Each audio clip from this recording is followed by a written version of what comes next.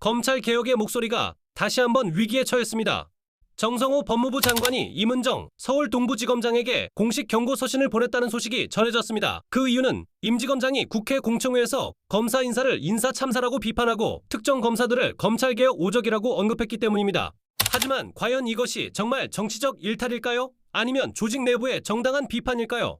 용기 있는 한 검사의 목소리에 주목해봅시다.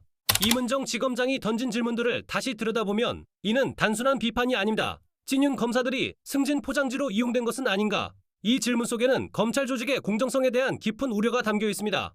검찰이라는 막강한 권력기관 내부에서 정권 성향에 따른 인사가 이루어진다면 이는 명백한 문제입니다. 임 지검장은 바로 이 문제를 정면으로 지적한 것입니다. 이것은 정치적 발언이 아닙니다. 조직의 양심이 발현된 순간입니다. 그런데 법무부의 반응은 어떨까요? 정치적 중립성을 이유로 경고 서신을 보낸 법무부. 하지만 과거를 돌이켜보면 의문이 생깁니다. 정권에 유리한 검사들의 언행에 대해서는 이처럼 엄중한 조치가 있었던가요? 임 지검장이 지적한 바로 그 찐윤 검사들의 과거 발언들에 대해서는 왜 침묵했을까요? 진정한 정치적 중립이란 모든 잘못에 대해 동일한 잣대를 적용하는 것입니다. 더 큰 문제는 이것입니다. 임 지검장과 같은 비판적 목소리마저 차단된다면 검찰의 자정 능력은 심각하게 훼손됩니다. 검찰 내부에서 나오는 개혁의 목소리는 외부의 어떤 압력보다도 강력하고 의미 있는 것입니다. 시민들이 오랫동안 요구해온 검찰개혁, 그 개혁의 실마리가 바로 임지검장과 같은 내부 양심 세력들에게서 나오고 있는 것입니다. 이들의 목소리를 막는 것은 검찰개혁 자체를 막는 것과 같습니다. 우리가 놓치지 말아야 할 또 하나의 가치가 있습니다. 바로 투명성입니다. 임지검장의 발언들은 검찰 내부의 실상을 시민들에게 알려주는 소중한 창구 역할을 하고 있습니다. 검찰이라는 권력기관이 어떻게 운영되고 있는지, 인사는 공정하게 이루어지고 있는지 이런 정보들을 시민들이 알 권리가 있지 않을까요? 진실을 말하는 사람을 처벌하는 사회에서는 진실이 사라집니다. 결국 이 사건의 본질은 이것입니다. 임은정 지검장은 정치적 일탈을 한 것이 아닙니다. 오히려 공익을 위해 목소리를 낸 것이다. 조직의 문제점을 지적하고 개혁의 필요성을 제기한 것입니다. 법무부의 경고는 이러한 건전한 비판 문화를 억압하려는 시도로 보일 수밖에 없습니다. 검찰개혁은 아직 끝나지 않았습니다. 그리고 그 개혁의 열쇠는 임은정 지검장과 같은 용기 있는 목소리들에게 있습니다. 우리는 이런 목소리들을 보호하고 지켜나가야 합니다. 그것이 진정한 민주주의를 위한 길이기 때문입니다. 진실을 말하는 용기, 그것이 바로 민주주의의 시작입니다. 사법개혁, 검찰개혁을 위해 소소하게나마 열심히 노력하겠습니다. 많은 응원 부탁드립니다. 감사합니다.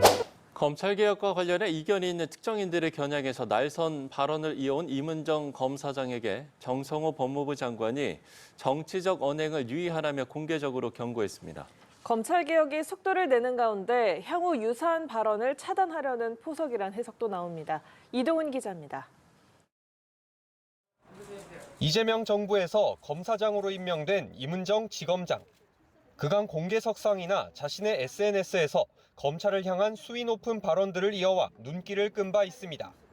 대표적으로 검찰의 보안 수사권 박탈을 주장하며 검찰개혁 작업에 관여한 봉욱 대통령 비서실 민정수석, 노만석 검찰총장 직무대행 등을 개혁을 막는 검찰 오적으로 거명한 사례가 있습니다.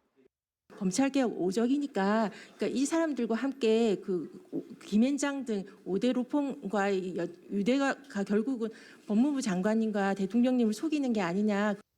특정인을 겨냥한 날선 발언이 이어지자 정성호 법무부 장관이 경고 메시지를 냈습니다. 임 검사장에게 고위공직자가 정치적 발언을 공개적으로 하는 건 바람직하지 않다며 본연의 임무에 충실할 것을 당부하는 서신을 보낸 겁니다. 정 장관이 서신을 보낸 사실도 공개했습니다. 법무부는 검찰 인사를 인사참사로 표현한 것을 비롯해 임 지검장이 개인 SNS에 자신의 승진을 두고 소위 찐윤 검사들 승진에 포장지로 이용된 거 아니냐는 말을 들었다는 등의 발언을 지적했습니다. 법무부는 그러면서 앞으로도 정치적 중립성이나 업무의 공정성에 대한 오해를 불러올 수 있는 부적절한 언행에 대해 엄중히 조치하겠다고 덧붙였습니다.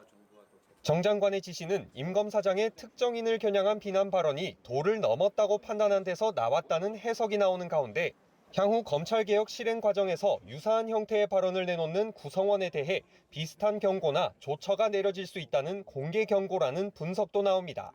살아남아서 이렇게 말할 수 있다는 것 자체도 어찌 보면 그 광화문에서 키세스 투쟁을 하셨던 많은 응원봉의 시민들 덕분인 것 같아서 너무 감사한 마음입니다. 그래서 그 감사의 말씀을 먼저 드리고, 또한 제가 현재도 검사장으로서 이 자리에 온다는 것 자체가, 검찰개혁 관련해서 말씀드린 것 자체가 저희 동부지검에 있는 동료들, 수사관님들이나 검사들이나 다른 청에 있는 동료들한테도 또한 가슴에 생채기를 남기는 말일 수밖에 없어서, 저가 이렇게 나오는 것에 대해서 박은정 의원님께서도 고민하시면서 저한테 그 초청을 하셨던 거였고, 저도 많이 고민하면서 올 수밖에 없었던 것은 최근에 정성호 장관님의 그런 것 관련해서 많은 분들이 우려하고 있는데요.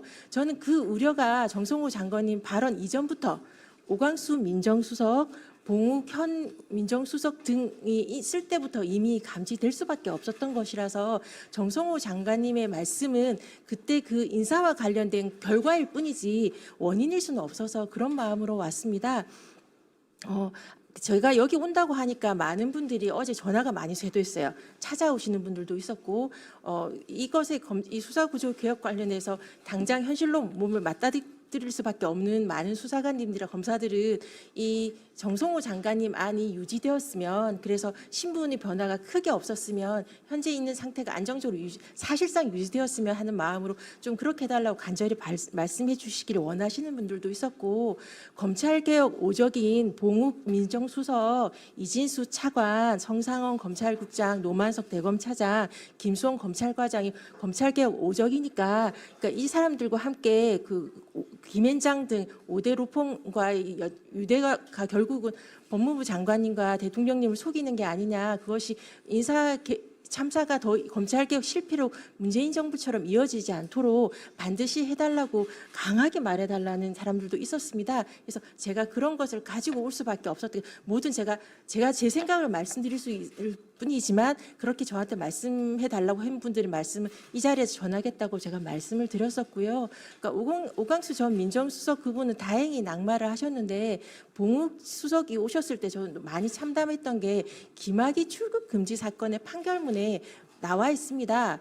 봉욱의 진술은 믿기 어렵고, 그러니까 판사님들이 믿지 않았던, 그러니까 그 이규원 검사, 차규근 그 출입국 본부장, 이광철 민정비서관 등이 그 유죄를 받게 하기 위해서 믿기 어려운 말씀하셨던 분의 말씀을, 더군다나 문재인 정부 때 검찰개혁에 대해서 반대하셨던 분의 말씀을 이재명 대통령이 듣지 않으셨으면 결과론적으로 그분이 이재명 정부의 국정 철학에 동조하겠다고 하셔서 민정수석을 허락을 하셨을 텐데, 그렇게 해서 온 인사 참사가 이진수 차관, 성상원 검찰국장 이런 상황이어서 결과론적으로 우리 정성호 장관님의 발언이 나오지는 않았을까 싶어서 많이 참담한 마음으로 왔습니다. 정성호 장관님의 말씀은 지금은 이런 의견이 있다는 것으로 좀 한 발 물러선 것으로 알고 있는데, 정성호 장관님의 말씀은 검찰이 바라는 아니라는 건 다 아시지 않습니까?